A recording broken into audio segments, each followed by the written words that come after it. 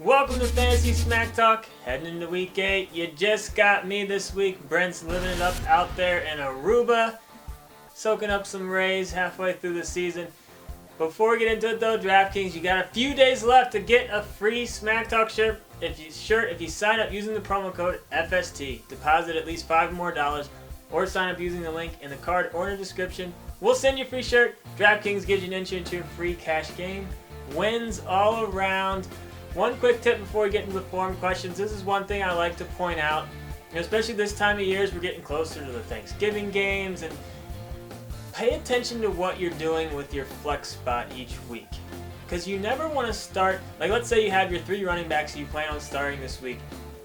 You don't want to start your running back in your flex spot on the Thursday night game. You want to put them in the RB1 or RB2 slot and have that flex spot just in case. You never know what's going to happen. You could have a running back get hurt during practice, or a guy that you think's going to play not play, and then all of a sudden you can only put a running back in that spot. But if you had the running back that starts on Thursday in one of your running back slots and not your flex spot, and then one of your other running backs doesn't play, then you can do a running back or wide receiver. It gives you more flexibility. Just a small little tip, something that you can do to just help kind of give you as much protection each week and as many options each week if something goes wrong. So a lot of those little things can add up over the course of the season and give you a slightly small advantage over your competition. So just a little tip for you.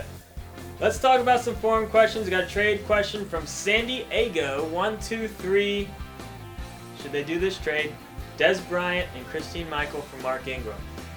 So this one's tough. I really think this comes down to where you are in the standings and how much running back depth you have. But I could certainly see this making sense for both sides. If you need to win right now, though, you're keeping Ingram. But if you're looking for a gamble, you like where you are in the standings, I really don't mind the gamble. Des comes back and it's his normal self. You already win the trade. And then Christine Michael still has some upside. Yes, McFadden took over, but I honestly think, more carries for McFadden just means there's a bigger chance of him getting hurt. So Michael still has a very decent upside and is worth rostering as a high upside guy on your bench. Next, we got one from RD77. Gio Bernard at Pittsburgh, Jeremy Hill at Pittsburgh, or Eddie Lacy at Denver. Who you going with? Take a look at what Gio Bernard has done this year. It has been extremely consistent. He just finds ways to score points, whether it's in the passing game or rushing for a touchdown.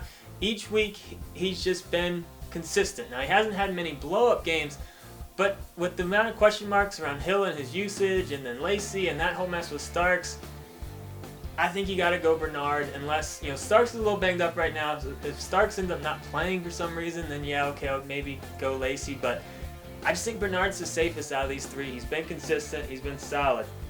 Last one, I hate Giants fans, wants to know Jay Cutler versus Minnesota, Marcus Mariota at Houston, Brian Hoyer versus Tennessee. I know Cutler hasn't really been all that amazing, but he's getting his weapons back.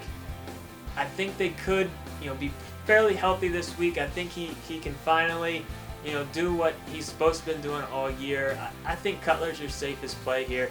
I understand why this is a tough call, but I'm going Cutler here. I think he's finally got his weapons back. Let's get into those dud sleepers and deep sleepers. Start with mine. My dud, I'm going with Darren McFadden. Tough matchup against Seattle. All I want to say with him is don't go crazy and start putting him over people you wouldn't normally start him over just because of what he did last week. Yes, he could have another decent week. Yes, he does have value moving forward, but I'm not getting too excited until I see a little bit more out of him. My sleepers, Rashard Matthews, going up against New England. Miami's going to have a tough time moving the ball against New England, but I like his chances for some junk yards maybe in the second half. And I do think, Tannehill will be able to pass for a decent amount of yards, even if it might be junk yards. But I do like Matthews again this week to just continue on his solid season. And my deep sleeper is definitely a deep sleeper, but Orleans Darkwa for the Giants. I think it was a huge statement last week when you already have a 3-headed monster, and then all of a sudden you throw this 4th guy in there and give him a majority of the snaps. To me, that really tells me something of where they have this guy. I think it's going to be a complete mess. But I think Williams could maybe get phased out a little bit. Vereen's still kind of more the passing down guy, and Jennings is pretty old and not much upside. I think if the Giants move to more of a Vereen-Darkwa running back tandem, I think that's more exciting in terms of their overall offense. Let's take a look at Brent's picks. His bust is going to be James Starks. Lots of question marks around the usage. He's a little banged up, and he's going up against Denver. Not really too many things going well for Starks this week. A lot of people probably picked him up, and I think he should be picked up. But Brent's saying stay away from Starks. I agree with that one, unless you have to start him.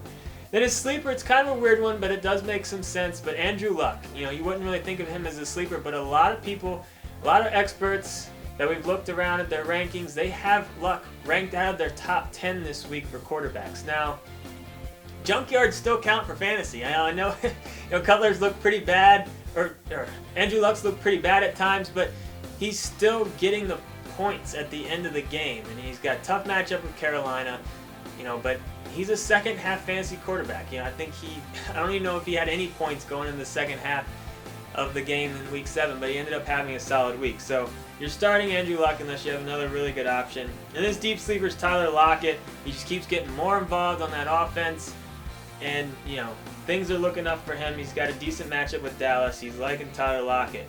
Mike's picks along the same wavelength with Brent. He's going with Eddie Lacy though.